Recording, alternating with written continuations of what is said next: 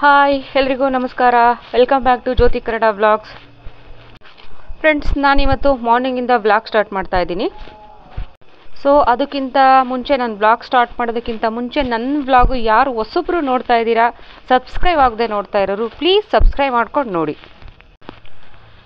ಜೊತೆಗೆ ಕಮೆಂಟ್ಸ್ ಮಾಡೋದು ಮರಿಬೇಡಿ ನನ್ನ ವ್ಲಾಗ್ ಹೇಗಿತ್ತು ಅಂತ. ನನ್ನ ವ್ಲಾಗ್ ನೋಡ್ತಾ ಇರೋ ಪ್ರತಿಯೊಬ್ಬರಿಗೂ ನಾನು ಹೇಳ್ತಾ ಇದ್ದೀನಿ, ನಿಮಗೆ ಯೂಸ್ ಆಗೋ ಥರದ್ದು, ನಿಮಗೆ ಉಪಯೋಗ ಆಗೋ ಥರದ್ದು ಆದಷ್ಟು ನಾನು ವಿಡಿಯೋ ಮಾಡೋಕ್ಕೆ ಟ್ರೈ ಮಾಡ್ತಾ ಇದ್ದೀನಿ. ಸೊ ಅದಕ್ಕೋಸ್ಕರ ಹೇಳ್ತಾ ಇದ್ದೀನಿ, ಪ್ಲೀಸ್ ವಿಡಿಯೋ ಕೊನೆವರೆಗೂ ಸ್ಕಿಪ್ ಮಾಡದೆ ನೋಡಿ. ನನ್ನ ವಿಡಿಯೋದಲ್ಲಿ ಏನಾದರೂ ನಿಮಗೆ ಮಿಸ್ಟೇಕ್ಸ್ ಅಂತ ಅನಿಸಿದ್ರೆ ಅದನ್ನು ಪ್ಲೀಸ್ ಕಮೆಂಟ್ಸಲ್ಲಿ ತಿಳಿಸಿ, ನಾನು ಆದಷ್ಟು ತಿದ್ಕೊಳ್ಳೋಕ್ಕೆ ಟ್ರೈ ಮಾಡ್ತೀನಿ. ಜೊತೆಗೆ ವಿಡಿಯೋ ಇಷ್ಟ ಆದರೆ ಫ್ರೆಂಡ್ಸ್ಗೆಲ್ಲ ಶೇರ್ ಮಾಡೋದು ಮರಿಬೇಡಿ. ನಮ್ಮ ಮನೆ ಅಂಗಳದಲ್ಲಿ ಬಿಡುವಂಥ ಹೂಗಳನ್ನ ನಾವು ಬರೀ ದೇವ್ರಿಗಷ್ಟೇ ಮುಡ್ಸೋದಕ್ಕಲ್ಲ, ನಮ್ಮ ಆರೋಗ್ಯಕ್ಕೂ ಉಪಯೋಗ ಆಗುತ್ತೆ ಅನ್ನೋದನ್ನು ನಾನಿವತ್ತು ಹೇಳ್ತಾ ಇದ್ದೀನಿ ನಿಮಗೆ. ಅದು ಯಾವುವು ಯಾವ ಥರ ನಾನು ಆರೋಗ್ಯಕ್ಕೆ ಉಪಯೋಗ ಮಾಡ್ಕೋತಾ ಇದ್ದೀನಿ ಅನ್ನೋದನ್ನು ನಾನು ಈ ವಿಡಿಯೋದಲ್ಲಿ ನಿಮ್ಗೆ ಹೇಳ್ತಾ ಇದ್ದೀನಿ. ದಾಸವಾಳದ ಹೂವಿಂದ ನಿಮಗೆ ಎಷ್ಟೆಲ್ಲ ಆರೋಗ್ಯದ ಲಾಭಗಳಿದೆ ಗೊತ್ತಾ, ಅದನ್ನು ನಾನಿವತ್ತು ನಿಮ್ಮ ಹತ್ರ ಶೇರ್ ಮಾಡ್ತೀನಿ. ಅದೇ ಥರ ನಿಮಗೆ ಮನೆ ಅಂಗಳದಲ್ಲೇ ಬಿಟ್ಟಿರೋಂಥ ಬಸಳೆ ಸೊಪ್ಪು, ತುಳಸಿ, ಇದರಿಂದ ಎಲ್ಲ ಎಷ್ಟು ಲಾಭ ಇದೆ ಅಲ್ವಾ, ನೋಡೋಣ ಏನಂತ. ಫ್ರೆಂಡ್ಸ್, ನಾನು ಇವಾಗ ಒಂಚೂರು ಟೀ ಮಾಡ್ಕೊಂಡು ಕುಡಿಯೋಣ ಅನ್ಕೊಂಡಿದ್ದೀನಿ. ಟೀ ಅಂದರೆ ಯಾವಾಗಲೂ ನಾವು ನಾರ್ಮಲ್ ಟೀ ಕಾಫಿ ಕುಡಿತಾನೆ ಇರ್ತೀವಲ್ವಾ, ಸೊ ಒಂದೊಂದು ದಿವಸ ಚೇಂಜ್ ಇರಲಿ ಅಂತ ನಾನು ದಾಸವಾಳ ಟೀ ಮಾಡ್ತಾ ಇದ್ದೀನಿ, ಹೈಬಿಸ್ಕಸ್ ಟೀ ಮಾಡ್ತಾ ಇದ್ದೀನಿ. ತುಂಬ ಚೆನ್ನಾಗಿರುತ್ತೆ, ತುಂಬ ಹೆಲ್ತಿ ಕೂಡ.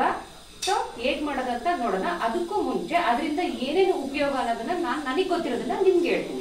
ನಾನು ಈ ಹೈಬಿಸ್ಕಸ್ ಟೀನ ಹೇಗೆ ಮಾಡ್ತೀನಿ ಅಂತ ನಿಮಗೆ ಗೊತ್ತಾಗ್ಬೇಕಂದ್ರೆ ವಿಡಿಯೋ ಕೊನೆಯವರೆಗೂ ಸ್ಕಿಪ್ ಮಾಡದೆ ನೋಡಿ. ಜೊತೆಗೆ ಇದ್ರ ಉಪಯೋಗ ಹೇಳ್ತೀನಿ ಅಂತ ಹೇಳಿದ್ದೆ ಅಲ್ವಾ, ತುಂಬಾನೇ ಉಪಯೋಗಗಳಿದೆ ಇದಕ್ಕೆ.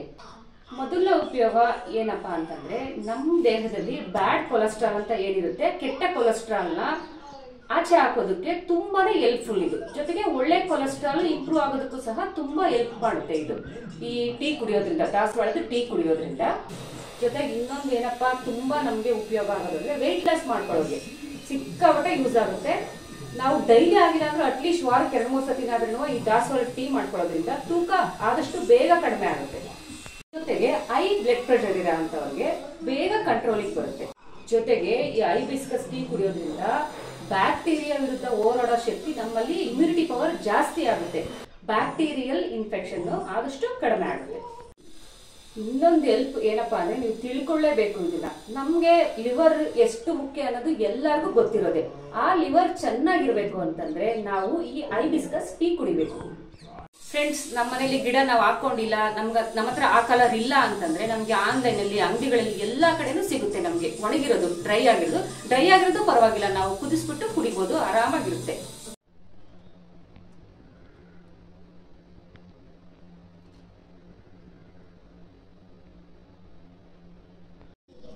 ನೋಡಿ, ದಾಸವಾಳದ ಎಲೆಗಳೆಲ್ಲ ಈ ಥರ ನಾವು ಬಿಡಿಸ್ಕೊಂಡು ಒಂದು ಸ್ವಲ್ಪ ತೊಳ್ಕೊಳ್ಳೋಣ.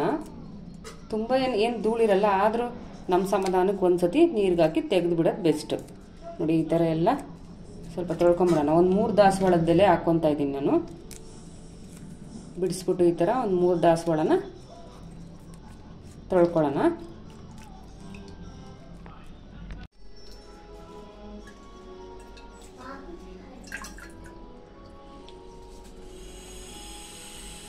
ನೋಡಿ, ತೊಳೆದು ಒಂದು ಪಾತ್ರೆಗೆ, ಕ್ಲೀನಾಗಿರೋ ಪಾತ್ರೆಗೆ, ತೊಳೆದಿರೋ ಪಾತ್ರೆಗೆ ಹಾಕ್ತಾ ಇದ್ದೀನಿ. ಇದ್ರ ಜೊತೆಗೆ ಸ್ವಲ್ಪ ಒಂಚೂರು ಪುದೀನ ಹಾಕ್ಕೊಳ್ಳೋಣ. ಫ್ರೆಂಡ್ಸ್, ಇವಾಗ ಇದನ್ನು ಒಂದು ಲೋಟ ನೀರು ಹಾಕ್ಬಿಟ್ಟು ಚೆನ್ನಾಗಿ ಕುದಿಸ್ಕೊಳ್ಳೋಣ. 1 ಲೋಟ ನೀರು, ಅರ್ಧ ಲೋಟ ನೀರು ಆಗಬೇಕು. ಅಷ್ಟು 10 ಮಿನಿಟ್ಸ್ ಕುದಿಲಿ ಇದನ್ನು. 10 ಮಿನಿಟ್ಸ್ ಇವಾಗ ಕುದ್ಬಿಡ್ಲಿ ಅದು. ನೋಡಿ ಫ್ರೆಂಡ್ಸ್, ಕುದೀತಾ ಇದೆ.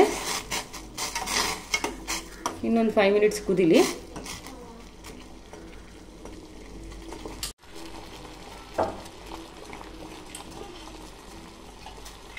ನೋಡಿ, ಇವಾಗ ಒಂದು 3/4 ಭಾಗ ಕುದಿದೆ. ಒಂದು ಚಿಟಿಕೆ ಬೆಲ್ಲ ಹಾಕ್ತೀನಿ. ಜೊತೆಗೆ ಒಂದು 3 ಎಲೆ ಪುದೀನ ಹಾಕ್ತಾ ಇದ್ದೀನಿ. ಇವಾಗ ಇದೆಲ್ಲ ಒಟ್ಟಿಗೆ ಸೇರಿ ಇನ್ನೊಂದು 2 ಮಿನಿಟ್ಸ್ ಕುದಿಲಿ.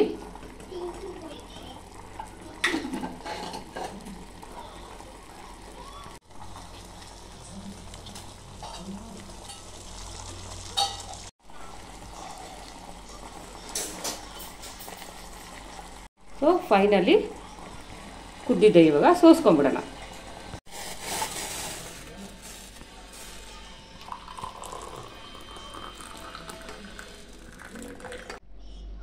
ಹೈಬಿಸ್ಕಸ್ ಟೀ, ದಾಸವಾಳದ ಟೀನ ನಾವು ಆದಷ್ಟು ಡೈಲಿ ಆಗಿಲ್ಲ ಅಂದ್ರೂ ವಾರಕ್ಕೊಂದು 2-3 ಸತಿ ಮಾಡ್ಕೊಂಡು ಕುಡಿಯೋದ್ರಿಂದ ಆರೋಗ್ಯಕ್ಕೆ ಎಷ್ಟೆಲ್ಲ ಲಾಭಗಳಿದೆ ಅಂತ. ಸ್ವಲ್ಪ ಬಿಸಿ ಕುಡಿಯೋಕ್ಕಾಗಿಲ್ಲ ಅಂದ್ರೂ ಉಗುರು ಬೆಚ್ಚಗಾದ್ರೂ ಕುಡಿಯೋದು ಒಳ್ಳೇದು ನಮ್ಮ ದೇಹಕ್ಕೆ. ನೋಡ್ತಾ ಇದೀರಲ್ಲ ಹೈಬಿಸ್ಕಸ್ ಟೀ. ಯಾವಾಗಲೂ ನಾವು ಕಾಫಿ ಟೀ ಅಂತ ಕುಡಿಯೋದ್ರ ಬದಲು ಇದನ್ನು ಒಂದೊಂದು ಟೈಮ್ ಮಾಡ್ಕೊಂಡು ಕುಡಿಯೋದ್ರಿಂದ ಎಲ್ರಿಗೂ ಒಳ್ಳೇದು, ನಮ್ಮ ಆರೋಗ್ಯ ನಮ್ಮ ಕೈಯಲ್ಲಿ ಅಂತಾರಲ್ಲ ಹಾಗೆ ಸಕ್ಕತ್ತಾಗಿದೆ.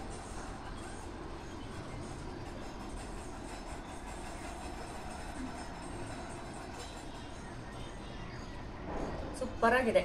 ನಮಗೆ ಈಸಿಯಾಗಿ ದಾಸವಾಳ ಸಿಗೋದಾದ್ರೆ ಡೈಲಿ ಮಿಸ್ ಮಾಡ್ಕೋಬಾರ್ದು. ಇಷ್ಟೊಂದು ಹೆಲ್ತಿ ಇರೋ ಡ್ರಿಂಕ್.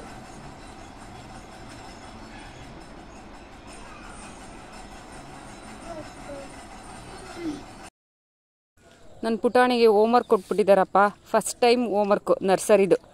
ಏನಿಲ್ಲ, just standing line, sleeping line ಆ ಥರದ್ದು ಕೊಟ್ಟಿದ್ದಾರೆ.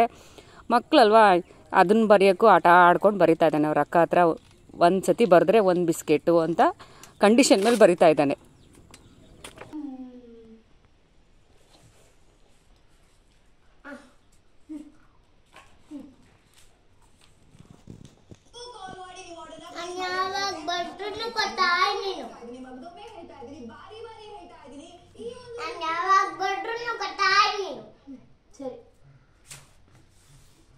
ನಮ್ಮ ಮನೆ ಹತ್ರ ತೊಂಡೆ ಗಿಡದ ತೋಟ ತೋರಿಸಿದ್ನಲ್ಲ ನಿಮಗೆ, ಅದ್ರೊಳಗಡೆ ಕನಗನೆ ಸೊಪ್ಪು ಅಂತ ಬೆಳೆದಿದೆ. ತುಂಬ ಚೆನ್ನಾಗಿರುತ್ತೆ ಮೊಸಪ್ಪು ಮಾಡಿದ್ರೆ. ಅದರಲ್ಲಿ ನಾವು ಬರೀ ಯಾವಾಗಲೂ ಪಾಲಕು, ಮೆಂತ್ಯ ಸೊಪ್ಪು ಅದನ್ನೇ ತಿನ್ನೋದಕ್ಕಿಂತ ನಮ್ಮ ಸುತ್ತ ಇರೋ ಏನೇನು ತಿನ್ಬೋದು ಸೊಪ್ಪುಗಳು ಅದೆಲ್ಲದೂ ತಿಂದರೆ ಒಂದೊಂದು ಸೊಪ್ಪಲ್ಲಿ ಒಂದೊಂದು ಇರುತ್ತಲ್ವ, ಒಂದೊಂದು ಅಂಶ ಇರುತ್ತೆ. ಸೊ ಎಲ್ಲ ದೇಹಕ್ಕೆ ಒಳ್ಳೇದಲ್ವಾ. ನೋಡ್ತಾ ಇದ್ದೀರಲ್ಲ, ಇದರಲ್ಲಿ ಹುಳ್ಸೊಪ್ಪು ಮಾಡೋಣ ಅಂತ. ತುಂಬ ಚೆನ್ನಾಗಿರುತ್ತೆ. ಎಲ್ಲ ಕಡೆನೂ ಇದೆ, ಎಲ್ಲಿ ಕೀಳ್ಬೇಕಾ ಗೊತ್ತಾಗ್ತಿಲ್ಲ. ಫುಲ್ ಎಲ್ಲ ಕಡೆನೂ ಇದೆ. ಹುಲ್ ಮಧ್ಯೆ ಮಧ್ಯೆ ಇದೆ. ಗಿಡದೊಳಗೆ ಉಡ್ಸ್ಬಾರ್ದಮ್ಮ, ಏನಾದರೂ ಪ್ರೀಮಿ ಇರುತ್ತೆ. ಹೋಗ ಆ ಕಡೆ ನೋಡಲ್ಲಿ ಎಳ್ಳೀರು ಕೀಳ್ತಾ ಇದ್ದಾರೆ. ನೋಡೋಗಲ್ಲಿ ಹೋಗಿ ಅಣ್ಣ, ಎಳ್ಳೀರಾ ಕೀಳ್ತಾ ಇದ್ದಾರೆ. ನೋಡೋಗಿ ಹೋಗಿ ನೋಡಿ. ಈ ಥರ ಕುಡಿನೇ ಕಿತ್ಕೊಂಡ್ರೆ ಚೆನ್ನಾಗಿರುತ್ತೆ ಟೇಸ್ಟು. ಬಲ್ತಿರಬಾರ್ದು. ಈ ಥರ ಕುಡಿನೇ ಕಿತ್ಕೋಬೇಕು ನೋಡಿ. ಈಗ ಈ ಥರ ಹಿಂಗೆ ನೋಡಿ. ಈ ಥರ ಮೊಸೊಪ್ಪಿಗೆ ತುಂಬ ಚೆನ್ನಾಗಿರುತ್ತೆ. ಹಂಗೆ ಆರೋಗ್ಯಕ್ಕೂ ತುಂಬ ಒಳ್ಳೆಯದು. ಯಾವುದೇ ಗೊಬ್ಬರ ಇಲ್ಲ, ಯಾವುದೇ ಕೆಮಿಕಲ್ ಹಾಕಿಲ್ಲ.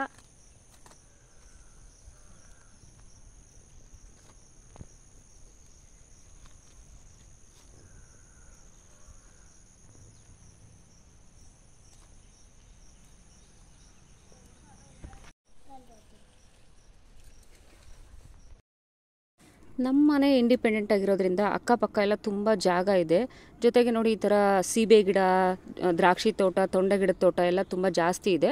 ಹಂಗಾಗಿ ಅದರೊಳಗಡೆ ಈ ಥರ ಸೊಪ್ಪುಗಳೆಲ್ಲ ಸಿಗುತ್ತೆ ನಮಗೆ ಆರಾಮಾಗೆ. ಜೊತೆಗೆ ಈಗಿನ ಜನ್ರೇಷನ್ ಮಕ್ಕಳಿಗೆ ಯಾವ ತರಕಾರಿ ಏನನ್ನೋದೇ ಗೊತ್ತಿರಲ್ಲ. ಎಲ್ಲ ಬುಕ್ಸ್ಗಳಲ್ಲಿ ನೋಡಿಕೊಂಡು ಕಲ್ತ್ಕೊತಾರೆ. ನಾನು ಆದಷ್ಟು ಅವ್ರಿಗೆ ನನಗೆ ಸಿಗೋದ್ರಿಂದ ಎಲ್ಲ ತೋರಿಸಿ ಅವನಿಗೆ ಕಲಿಸ್ಕೊಟ್ಟಂಗೂ ಆಗುತ್ತೆ ಅಂತ ನಾನು ಎಲ್ಲೋದ್ರೂ ಅವನು ಕರ್ಕೊಂಡು ಹೋಗ್ತಾ ಇರ್ತೀನಿ. ಇದು ನೋಡ್ತಾ ಇದ್ರಲ್ಲ, ಬಸಳೆ ಸೊಪ್ಪು. ನಾನು ತೊಗೊಂಬಂದಿರೋ ಸೊಪ್ಪು ಜೊತೆಗೆ ಈ ಸ್ವಲ್ಪ ಬಸಳೆ ಸೊಪ್ಪನ್ನು ಹಾಕ್ಬಿಟ್ಟು ಮೊಸೊಪ್ಪು ಮಾಡೋಣ. ಚೆನ್ನಾಗಿರುತ್ತೆ ಮೊಸೊಪ್ಪು, ಒಳ್ಳೆ ಟೇಸ್ಟ್ ಇರುತ್ತೆ. ಇದು ತಂಪು ಸಹ. ಇದು ಬಸಳೆ ಸೊಪ್ಪು ಈ ಬಾಯಿ ಹುಣ್ಣಾಗಿರೋರಿಗೆ, ಬಾಯಿ ಒಡೆದಿರೋರಿಗೆ, ಇಮ್ಮಿಡಿಯೇಟ್ ಹೀಟ್ ಕಡಿಮೆ ಮಾಡುತ್ತೆ ಈ ಬಸಳೆ ಸೊಪ್ಪು ತಿನ್ನೋದ್ರಿಂದ. ನೋಡಿ, ಈ ಥರ ಎಲೆ ಮಾತ್ರ ಕಿತ್ಕೊಂಡು ಮಾಡಿದ್ರೆ ಚೆನ್ನಾಗಿರುತ್ತೆ. ದಂಟು ಕಿತ್ಕೋಬಾರ್ದು, ಎಲೆ ಮಾತ್ರ.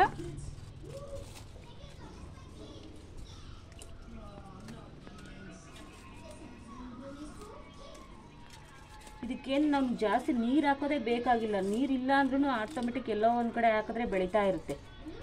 ಬೇರಿಲ್ಲ ಅಂದರೂ ಪರವಾಗಿಲ್ಲ, ಸುಮ್ಮನೆ ಹಿಂಗೆ ಕಿತ್ತಿಟ್ಬಿಟ್ರೆ ಹಂಗೆ ಹತ್ಕೊಂಡು ಹಂಗೆ ಬೆಳೆಯುತ್ತೆ. ಪಾಟಲ್ಲಿ ಆರಾಮಾಗಿ ಬೆಳೆಸ್ಕೋಬೋದು.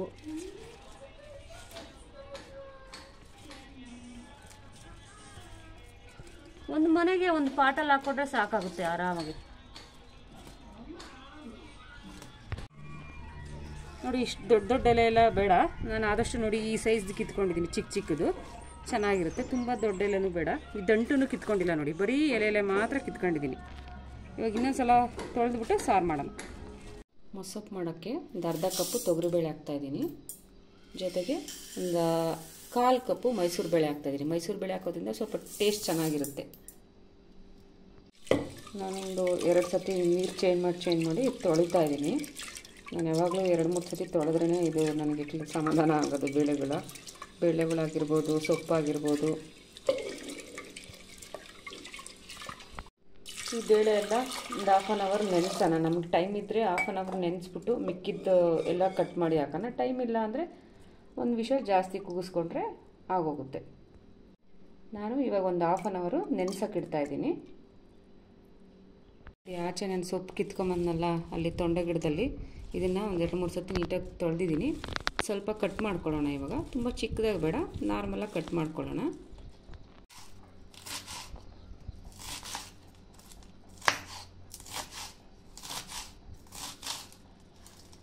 ಸೊಪ್ಪನ್ನು ನಾನು ಆಚೆ ಹಾಕ್ಕೊಂಡಿದ್ನಲ್ಲ ಒಂದು ಗಿಡ, ಅದರಲ್ಲಿ ಬಿಡಿಸ್ಕೊಂಬಂದನಲ್ವಾ, ಬಿಡಿಸ್ಕೊಂಬಂದಿರೋದನ್ನ ತೊಳೆದ್ಬಿಟ್ಟು ಇದನ್ನು ಚಿಕ್ಕದಾಗಿ ಸ್ವಲ್ಪ ಕಟ್ ಮಾಡಿ ಹಾಕೋಣ ಕುಕ್ಕರ್ ಒಳಗೆ.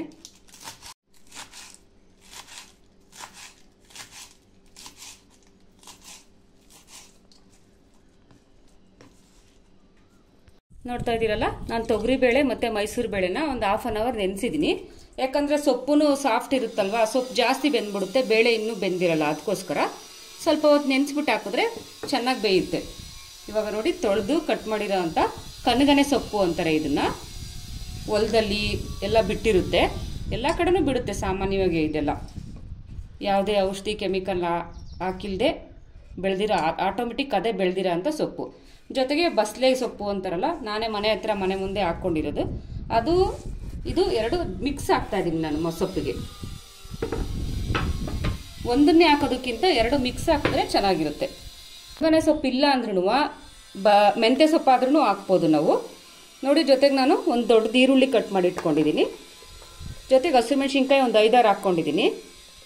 ಜೊತೆಗೆ ಒಂದು 7-8 ಇಲ್ಕು ಬೆಳ್ಳುಳ್ಳಿ ಸುಳಿದಿರೋದು. ಜೊತೆಗೆ 2 ಟೊಮೊಟೊ ಹಾಕ್ಕೊಂಡಿದ್ದೀನಿ. ಹುಣಸೆಹಣ್ಣು ಹಾಕ್ತಾ ಇಲ್ಲ ನಾನು ಇದಕ್ಕೆ. ಜೊತೆಗೆ ತೆಂಗಿನಕಾಯಿ, ಒಂಚೂರು ಅರಿಶಿನೂ ಹಾಕ್ಬಿಡೋಣ. ಹಾಗೆ ಸ್ವಲ್ಪ ಜೀರಿಗೆ ಹಾಕೋಣ.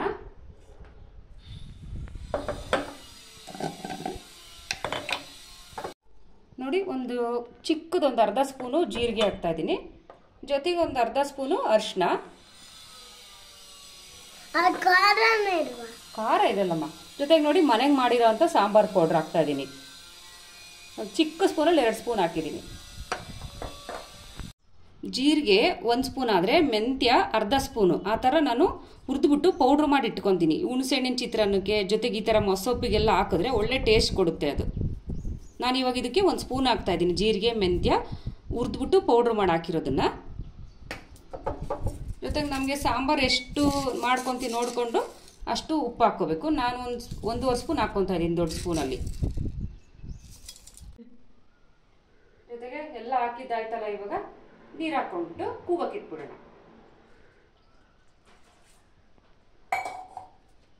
ಎಲ್ಲ ಹಾಕಿ ಕುಕ್ಕರ್ ಮುಚ್ಚಿದಾಯ್ತು. 1-2 ವಿಷಲ್ ಕೂಗ್ಬಿಡ್ಲಿ, ಆಮೇಲೆ ಮಸ್ಕೊಳ್ಳೋಣ.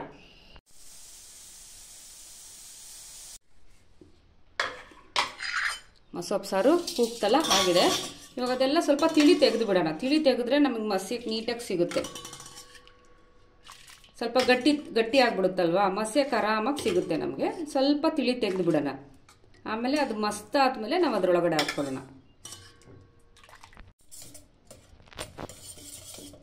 ನೋಡಿ, ಎಳೆ ಸೊಪ್ಪಲ್ವಾ, ಎಷ್ಟೊಂದು ಸೊಪ್ಪು ಹಾಕಿದ್ದೆ, ಎಲ್ಲ ಎಷ್ಟು ನೀಟಾಗಿ ಫುಲ್ ಬೆಂದೋಗಿದೆ.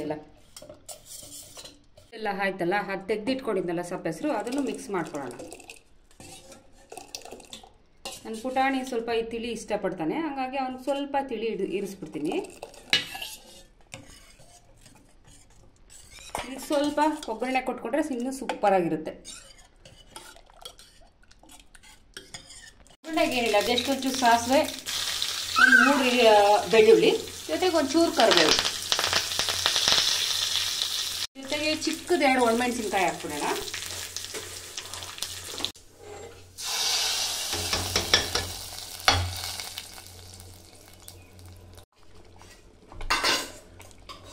ಸ್ವಲ್ಪ ಹಾಕ್ಕೊಂಡು ಮತ್ತೆ ರಿಟರ್ನ್ ಕುಕ್ಕರ್ ಒಳಗೆ ಹಾಕ್ಕೊಂಬಿಡೋಣ.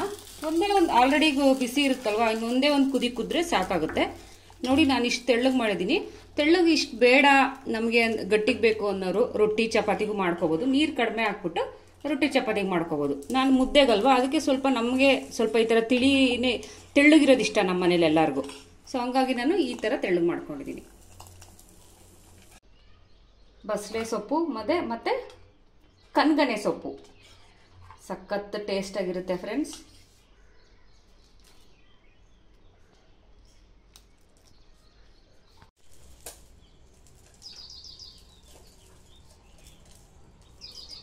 ಚೆನ್ನಾಗಿದೆ ಮೊಸರು ಸಾರು ಅನ್ನ.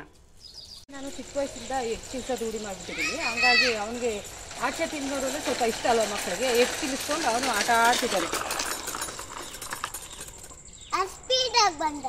ಆದರೆ ತಿನ್ನಲ್ಲ, ತಿನ್ನಿಸ್ಬೇಕು. ತಿನ್ಸಿದ್ರೆ ಎಲ್ಲ ತಿಂತಾನೆ.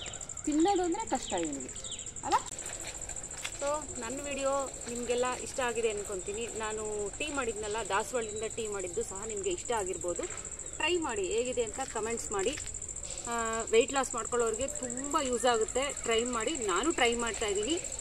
ಜೊತೆಗೆ ನಿಮಗೆ ಸೊಪ್ಪು ಸಾರು ಹೇಳಿದ್ನಲ್ಲ, ಕಣ್ಗೊನೆ ಮತ್ತು ಇದು ಬಸಳೆ ಸೊಪ್ಪು ಎರಡೂ ಹಾಕಿ ಮೊಸಪ್ಪು ಮಾಡಿದ್ನಲ್ವ, ಸೂಪರಾಗಿತ್ತು. ನೀವು ಟ್ರೈ ಮಾಡಿ, ಹೇಗಿದೆ ಅಂತ ಕಮೆಂಟ್ಸ್ ಮಾಡಿ ಹೇಳಿ. ಓಕೆ, ನನ್ನ ವಿಡಿಯೋ ನಾನಿವಾಗ ಎಂಡ್ ಮಾಡ್ತಾ ಇದ್ದೀನಿ. ನಿಮಗೆಲ್ಲ ಇಷ್ಟ ಆಗಿದೆ ಅಂದ್ಕೊತೀನಿ. ಇಷ್ಟ ಆಗಿದ್ರೆ ಕಮೆಂಟ್ಸ್ ಮಾಡಿ, ಶೇರ್ ಮಾಡಿ, ಲೈಕ್ ಮಾಡಿ. Thank you for watching. ಮುಂದಿನ ಬ್ಲಾಗಲ್ಲಿ ಸಿಗೋಣ. ಓಕೆ, ಬಾಯ್ ಬಾಯ್.